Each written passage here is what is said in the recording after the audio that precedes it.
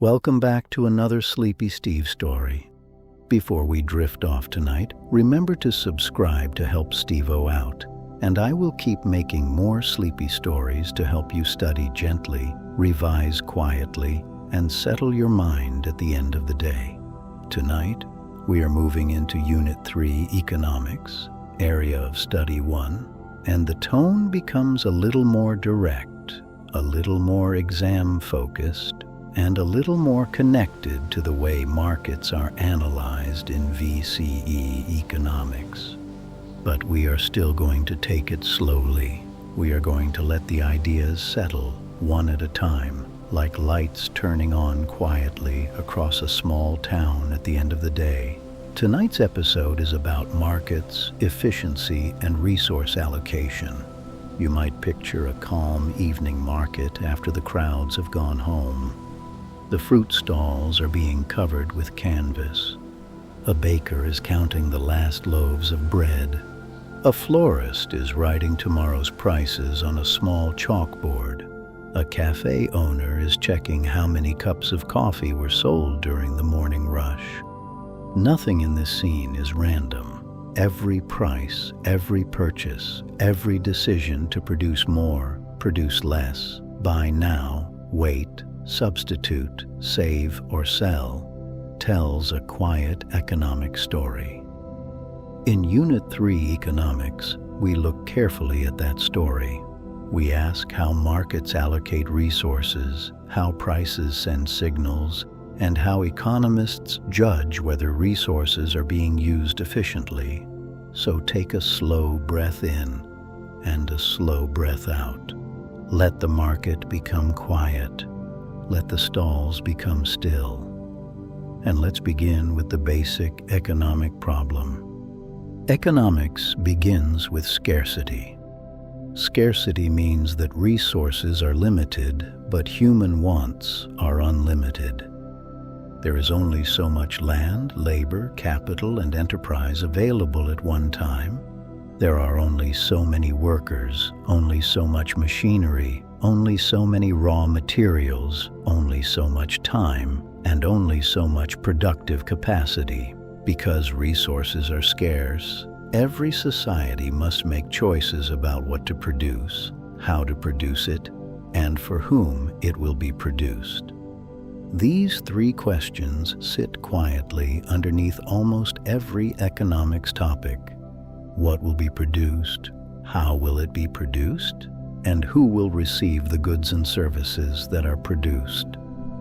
A market is one way of answering those questions. A market is any arrangement where buyers and sellers interact to exchange goods and services. It does not have to be a physical market with stalls and cash boxes. A market might be online, local, national, or global. There is a market for coffee, a market for housing, a market for labor, a market for petrol, a market for second-hand textbooks, a market for fruit, and a market for almost anything that can be bought and sold. In a market-based system, decisions are guided largely by relative prices. A relative price is the price of one good or service compared with another. Relative prices matter because they help consumers and producers decide how to use scarce resources. If the price of one good rises compared with another, consumers may reduce their quantity demanded and look for substitutes.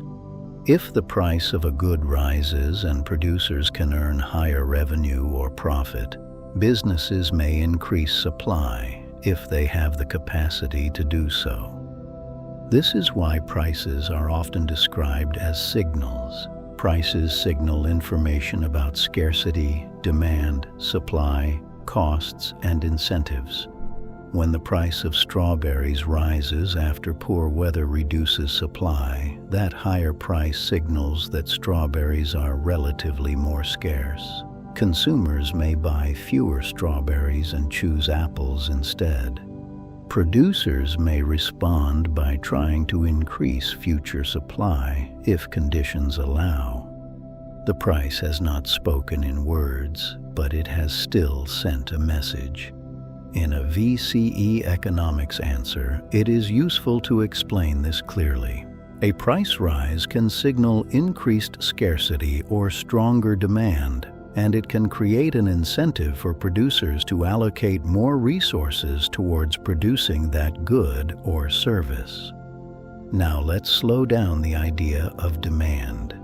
Demand refers to the quantity of a good or service that consumers are willing and able to purchase at different prices over a period of time. The phrase willing and able is important.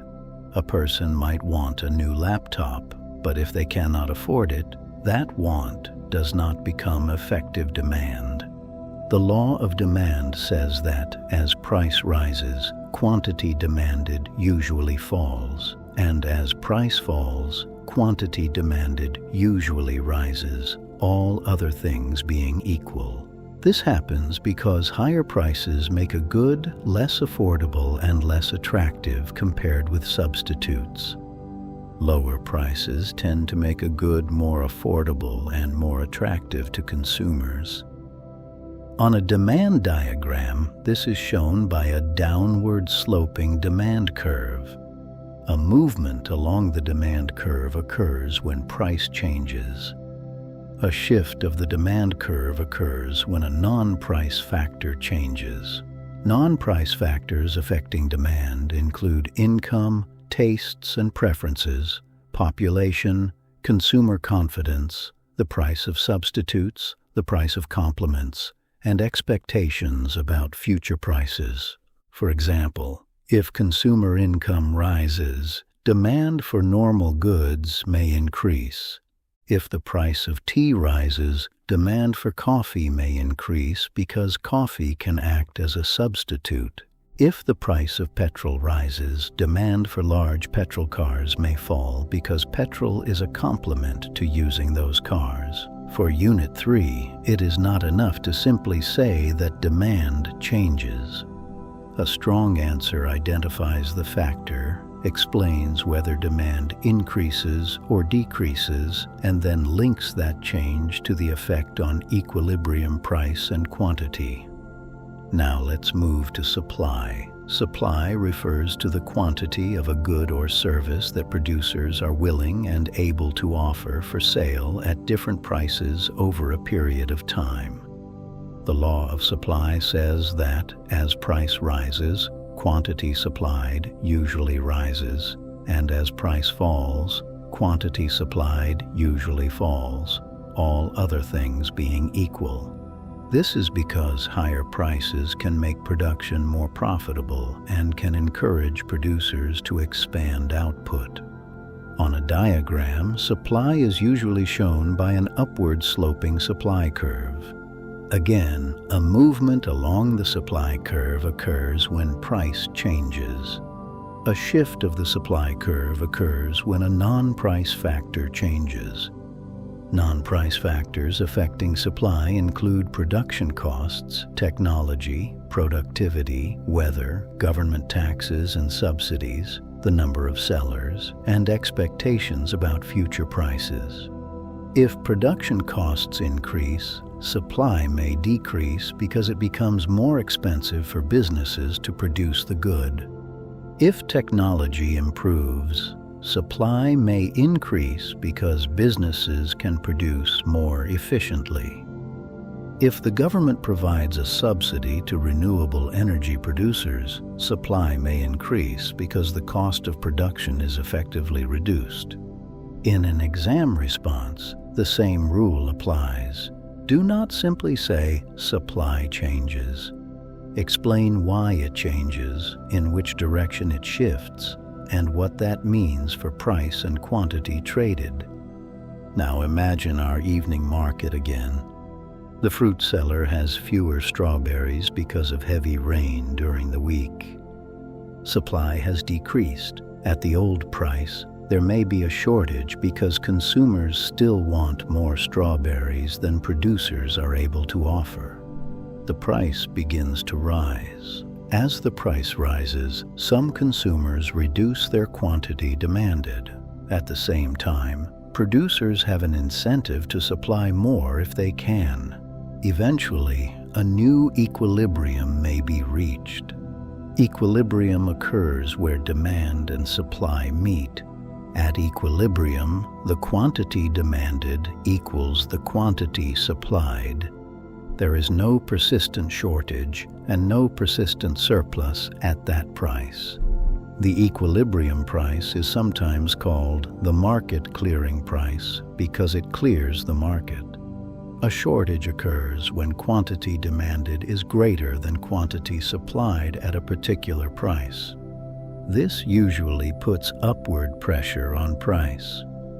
A surplus occurs when quantity supplied is greater than quantity demanded at a particular price. This usually puts downward pressure on price. The market mechanism is the process through which changes in demand and supply influence prices, and changes in prices influence the decisions of consumers and producers. It is the quiet adjustment process of the market. When a good becomes more wanted or more scarce, price may rise. When a good becomes less wanted or more abundant, price may fall. Consumers and producers then respond to those price changes, and resources are reallocated. Resource allocation means the way land, labor, capital, and enterprise are distributed across different uses in the economy. If the price of solar panels rises because demand for renewable energy increases, businesses may allocate more labor, machinery, and investment towards producing, importing, or installing solar panels. If demand for an old product falls, businesses may move resources away from that product and towards something more valued by consumers. This is one of the central strengths of the market system. It can respond to changing preferences and conditions through the price mechanism. But in Unit 3 economics, we do not stop at describing the market.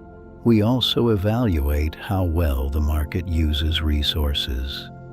That brings us to efficiency. Efficiency means using scarce resources in a way that maximizes the value gained from them and minimizes waste. There are different types of efficiency in VCE economics, and each one has a slightly different focus. The first is productive efficiency. Productive efficiency occurs when goods and services are produced at the lowest possible cost, using the fewest possible resources without wasting inputs. A bakery that uses its ovens, workers, ingredients, and time carefully may produce bread at a low cost per loaf. A factory using modern technology may produce more output from the same amount of labor and capital.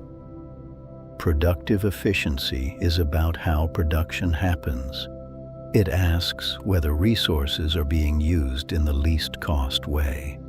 In a competitive market, firms often have an incentive to improve productive efficiency because if they waste resources or have high costs, they may lose customers to more efficient competitors.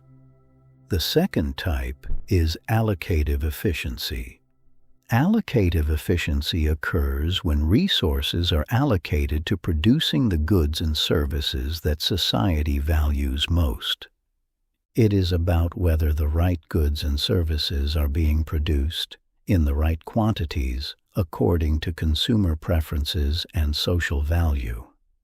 In a market, allocative efficiency is supported when prices reflect the value consumers place on goods and the cost of producing them.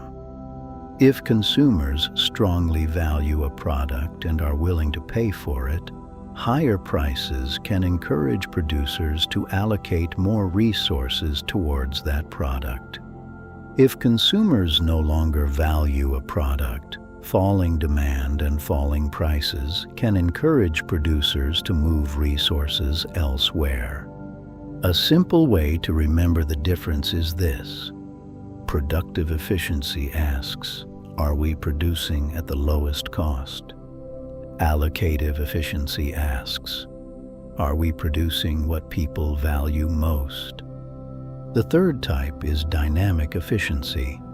Dynamic efficiency refers to the ability of firms and the economy to innovate, improve products, improve production processes, and adapt over time. This may involve investment in research and development, new technology, better training, improved business methods, and new goods and services. A business that develops a more energy-efficient production process may improve dynamic efficiency because it is becoming better over time.